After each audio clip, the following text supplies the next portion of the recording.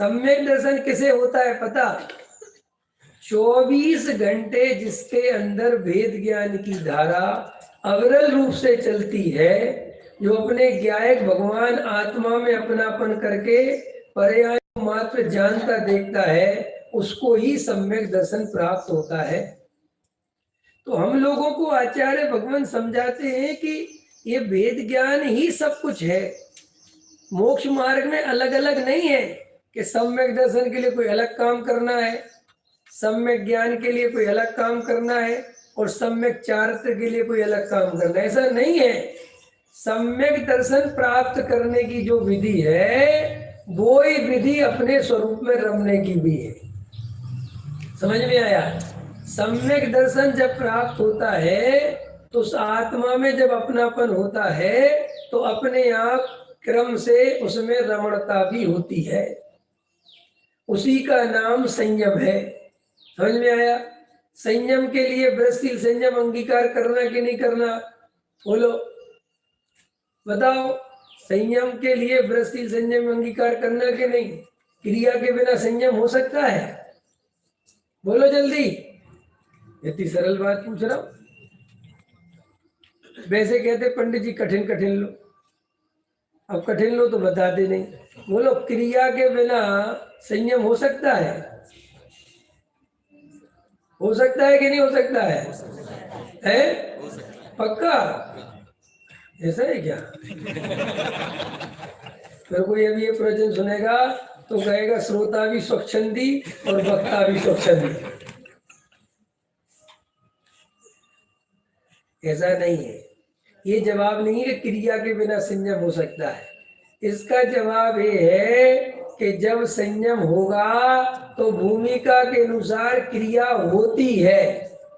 क्रिया के बिना और नहीं की बात ही नहीं है। अगर भूमिका है और नीचे जैसे अब जैसे देखो भरत जी को कोई क्रिया नहीं हुई, अंतर्मुहूर्त में केवल ज्ञान हो गया। तो अंतर्मुहूर्त में जब केवल ही ज्ञान हो गया और वे शुभ भाव में आए ही नहीं तो वो शुभ रूप क्रिया होती कैसे? ये शुभ भाव और शुभ रूप क्रिया तो कमजोरी का लक्षण है, ये कोई पुरुषार्थ थोड़ा ही है। लेकिन हमने इसे पुरुषार्थ मान लिया। अंतर समझ में आया कि नहीं आया? ये तो जब मुनिराज शुद्धोपयोग में नहीं टिक पाते हैं और जब छठवें गुण स्थान में आते हैं तो फिर उनके बाहरी जीवन में वे आचरण रूप वे क्रियाएं दिखाई देती हैं। क्यों? कि मुनिराज के अंदर इतनी शांति है, इतना आनंद है। ये क्या चल रहा? समझ में आया? इतनी शांति है कि वे दौड़ लगा के नहीं चलते, उनको दौड़ने का भाव नहीं आता। अपने आप ही उनके अंदर ऐसा धीरे धीरे गंभीरता से चार हाथ जमीन देखने के चलने का भाव आता ही है। ये कोई कठिन नहीं है। और कि हम और आप भी अगर गहराई से विचार करें तो अपने को अपनी भूमिका के अनुसार जीवों को बचाने का राग आता है कि नहीं आता है? अपन लाते थोड़े ही है, वो तो अपने आप ही जितनी अपनी भूमिका है। जैसे कोई मच्छर है, कोई चींटी है, तो अपन कोशिश करते ना कि भाई देख के निकलो। आप समझिए ना, बिल्कुल सरल है ना ये बात। तो क्रिया करने से क्रिया करो ये नहीं है, वो तो भूमिका के अनुसार क्रिया होती है। अब अपने मन में क्या प्रश्न आता है कि अगर भूमिका के अनुसार होती तो हमारी तो होगी ही नहीं, हम तो कर रहे हैं तो हो रही है। बोलो, ऐसा लगता है? इसलिए लोग जो ये प्रश्न उठाते हैं ना कि स्वच्छंदी हो जाएंगे, स्वच्छंदी हो जाएंगे। ये स्वच्छंदी जो ये बात आती है ये मिथ्या दृष्टि की ही आती है, क्योंकि मिथ्या दृष्टि क्रिया के कर्तृत्व से बधा हुआ है। उसकी वो क्रिया सहज नहीं होती, तो उसे ये डर लगता है कि अगर अपन ये कहेंगे कि क्रिया करने वाला मैं नहीं है तो उसको लगता है ऐसे कोई क्रिया करेगा ही नहीं। तो अब देखो, वो क्रिया करने वाला अपने को मानता है, इसमें मिथ्यात्व है कि नहीं? बोलो, है ना? तो अब अपन को फिर क्या करना कि तुम अपने को थोड़ी स्वतंत्रता दो, थोड़ा फ्री करो, डरो मत। जैसा आप फ्री करेंगे तो हम तो पापी हो जाएंगे, तो फिर अंदर पापी हो ही। आ रही समझ में कि नहीं आ रही समझ?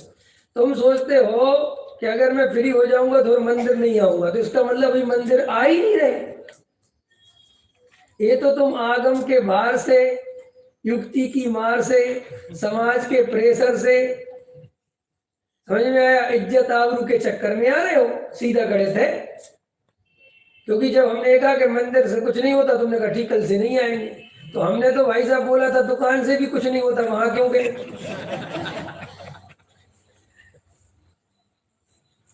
तो इसका मतलब है कि दुकान तो जाते हो तुम रुचि से और मंदिर आते हो जबरदस्ती। तो जो चीज जबरदस्ती होगी उसको जब हम कहेंगे कि इससे कुछ नहीं होता, तो तुम पहले नंबर पर छोड़ोगे। दुनिया ये पुण्य पाप पे आरोप लगाती है कि ये लोग स्वच्छंदी बनाते, ऐसा बोलते। मैं ये कहता हूं भाई, हमने अशुभ को भी तो शुभ के बराबर ही छोड़ने को कहा था ना। तुमने अशुभ क्यों नहीं छोड़ा, शुभ ही क्यों छोड़ा? बोलो। जब कुंद आचार्य देव कहते पुण्य और पाप एक समान है, तो तुमने पुण्य ही छोड़ने की क्यों सोची, परिग्रह छोड़ने की क्यों नहीं सोची? क्योंकि हमारा पुण्य नकली है और पाप असली है। थोड़ा खतरनाक है, इसलिए पुण्य असली नहीं है, इसलिए वो छूट जाता है कहते ही। और पाप असली है, रोज कहो कि परिग्रह महापाप है, ये बहुवारम परिग्रह का फल नरक है। कहता बिल्कुल ठीक, खबर छे, लेकिन छोड़ेंगे नहीं। और कहो भैया पूजा से कुछ नहीं होता, ठीक है कल से करेंगे नहीं। इसका अर्थ क्या है कि तू पूजा अंदर से करता ही नहीं है, पाप अंदर से करता है। समझे? और पाप अंदर से क्यों करते पता है? ये भी सुन लो। क्योंकि हमें सुख उसी में दिखता है, हमें पुण्य में कोई सुख बुक नहीं दिखता। ये तो हमारी पढ़ाई ऐसी है कि पुण्य का फल अच्छा है, हम तो इस चक्कर में पुण्य करते हैं। मजा तो हमें पाप करने में ही आता है, लेकिन पाप का फल अच्छा नहीं लगता। समझ में आया? पाप की सामग्री तो बहुत अच्छी लगती है, लगती कि नहीं लगती? ये परिग्रह जो है, बड़ी बड़ी कोठियां, बड़े बड़े बंगलों, बड़े बड़े मकान, ये परिग्रह है? बोलो जल्दी। और परिग्रह पाप है कि नहीं? अरे परिग्रह पाप है कि नहीं? तो ये अच्छा लगता है कि बुरा लगता है? तो पाप की सामग्री अच्छी लगती है कि नहीं लगती? अब बधाई देते साहब, गृह प्रवेश होता है, बहुत बढ़िया बनाया तुमने। अरे और ये पैसे की बीमारी पता क्यों है? आदमी को इतनी बड़ी बड़ी कोठियां, मैं नहीं समझता कि ये आदमी की जरूरत है। व्यक्ति में 3 सदस्य नहीं है और मकान बन रहा है 2000 गज का, माने 10,000 स्क्वायर फुट का, तुम्हारे यहाँ क्या बोलते हैं, जो भी बोलते हैं, ठीक है? तो भैया उसमें 3 आदमी रहते हैं और तुमने इतनी बड़ी कोठी बनाई, तो बनाई क्यों? आवश्यकता इतनी बड़ी की नहीं है। ये सिर्फ स्टेटस मेंटेन की बीमारी है। क्योंकि बड़ी कोठी नहीं बनाओ तो कोई इज्जत नहीं देता, और इज्जत पाने के लिए तो आदमी क्या क्या कर रहा है। समझ में? देखो, सेठिया परिग्रह से इज्जत पाना चाहता है, पंडित क्षयोपशम से इज्जत पाना चाहता है, और महाराज क्रिया से इज्जत पाना चाहता है। इज्जत सबरे पाना चाहते हैं, मान सम्मान सबको चाहिए।